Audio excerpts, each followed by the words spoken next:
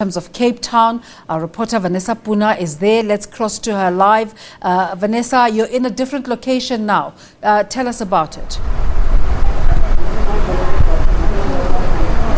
Yes, good morning, Shri, but it is still morning. I'm losing track of time here. At the moment, we are at the Roland Street Fire Station, where I can tell you that donations have been pouring in for the firefighters that have been working tirelessly since yesterday to bring under control the mountain fire, the wildfire that has been spreading across the slopes of Table Mountain.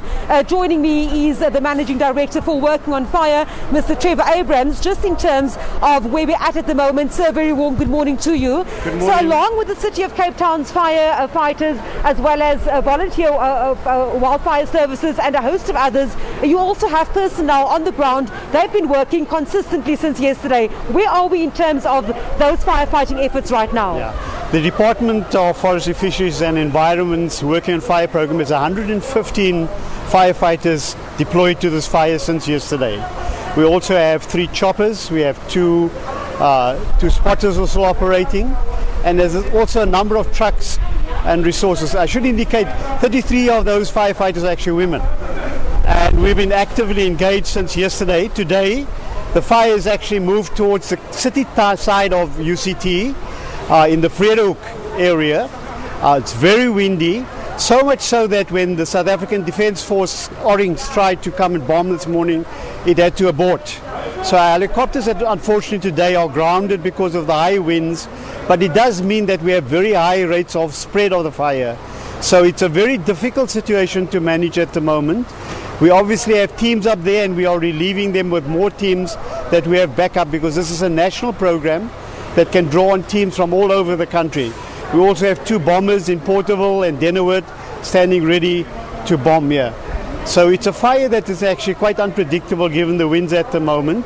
It's burning up against the mountain, and we have a range of firefighting services actually engaged at the moment. At this point, is it too early to gauge the extent of the vegetation that is burnt? I mean, we know, we've seen the devastation at UCT itself. In terms of area, how big an area is burning currently? We don't have accurate estimates on the area, and I think we will be publishing that as things calm down a bit.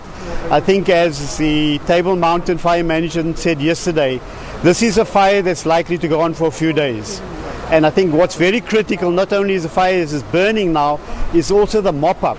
Now obviously when you have high winds like this, the mop-up means there's a high risk of spread again.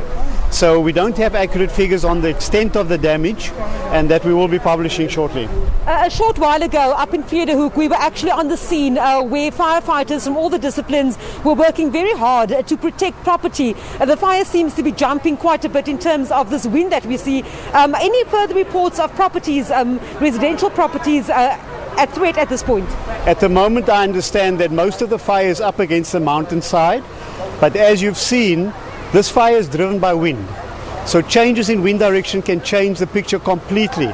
So we are obviously on the alert. I've seen the City of Cape Town deploy a number of fire vehicles on the road up against the mountain, and that's to in fact guard against it possibly jumping. But as you've said, with this high winds, there's a very high risk of spread, with sparks flying in the wind and igniting elsewhere. Mr. Abrams, thank you very much to you and your team for your sterling work, of course, along with all the other firefighting agencies that are busy battling this blaze. And if I can just show you, I'll step out of sight for just a second.